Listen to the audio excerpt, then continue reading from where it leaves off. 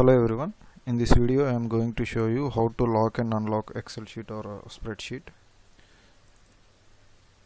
I opened one Excel sheet. It was not prompting for any password.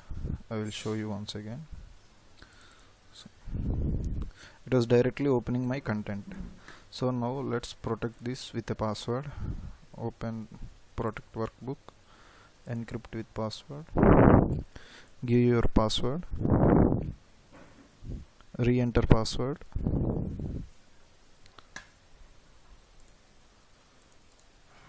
and save the file. Control S. So now let's see whether it is protected or not. See, now it is prompting for password. After entering the password only you are able to view the content. Showing you once again. See, it was prompting for password. After entering the password you can see the content. Okay, now let's remove the password. How to unlock the Excel sheet? Let's see. Go to protect workbook, encrypt with password. Here remove the password, keep it blank and click on OK.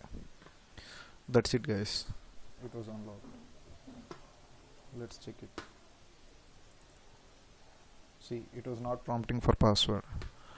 I hope the video is helpful. If the video is helpful, please like the video and subscribe to my channel. Thank you.